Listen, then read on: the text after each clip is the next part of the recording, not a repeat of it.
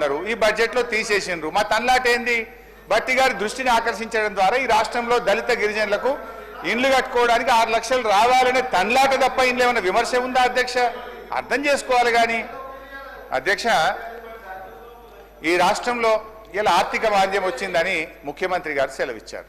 ప్రపంచమంతా ఆర్థిక మాంద్యం ఉంది, దేశమంతా ఆర్థిక మాంద్యం ఉంది, మన రాష్ట్రంలో కూడా ఆర్థిక మాంద్యం వచ్చిందని గౌరవ ముఖ్యమంత్రి గారు ఈ మధ్య మాట్లాడుతూ ఉన్నారు అధ్యక్ష. అయితే నేను ఇక్కడ చెప్పాల్సుకున్న పాయింట్, మంచి ఆర్థిక మంత్రి గారు వింటే ఇది సరి చేసుకుంటే మన రాష్ట్రానికి మేలు అవుతుంది అధ్యక్ష. నేను మంచి డేటాతో రీసెర్చ్ చేసి కొన్ని మంచి సలహాలు ఇవ్వాలనే ఉద్దేశంతోనే వచ్చిన, అది మీరు రిసీవ్ చేసుకునే దాన్ని బట్టి ఉంటుంది అధ్యక్ష. జిఎస్టీ వృద్ధి రేటులో తగ్గుదల అధ్యక్ష. 2023-24 జిఎస్టీలో 46,500 కోట్లు మన రాష్ట్రానికి వస్తే వీళ్ళు బడ్జెట్లో 58,594 కోట్లు ప్రతిపాదించారు. యాజ్ పర్ కాగ్ రిపోర్ట్, నా సొంతది కాదు అధ్యక్ష, కాగ్ రిపోర్ట్ కూడా నా దగ్గర ఉంది. కాగ్ రిపోర్ట్ ప్రకారంగా గత 11 నెలల్లో మన రాష్ట్ర జిఎస్టీ వృద్ధి రేటు కేవలం 5.5% మాత్రమే. మీరు పెట్టుకున్నదేమో 20%. కాగ్ రిపోర్ట్ ప్రకారంగా జిఎస్టీ వృద్ధి రేటు 5.5%. అంటే దీన్ని బట్టి ఏమర్థమవుతుంది అధ్యక్ష? అంచనాలకు దూరంగా మీరు బడ్జెట్ను ప్రతిపాదిస్తున్నారు. ఎట్ ద సేమ్ టైం అధ్యక్ష, మన పక్క నుండే కర్ణాటక 10.72% వృద్ధి రేటు, మహారాష్ట్ర 12% వృద్ధి రేటు, దేశ వృద్ధి రేటు 10%గా నమోదైంది.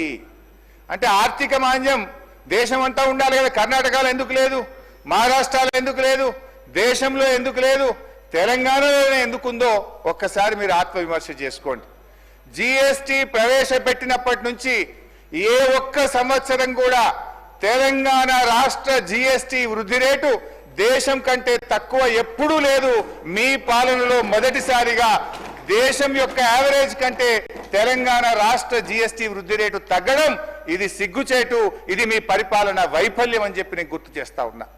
రెండవది స్టాంప్స్ అండ్ రిజిస్ట్రేషన్. బీఆర్ఎస్ పాలనలో స్టాంప్స్ అండ్ రిజిస్ట్రేషన్ ఆదాయం ఇయర్ ఆన్ ఇయర్ పెరిగింది అధ్యక్ష. పెద్ద నోట్ల రద్దు, కరోనా వంటి ఆర్థిక ఉత్పాతాలను కూడా తట్టుకొని మేము ఆదాయం పెంచి చూపించాం.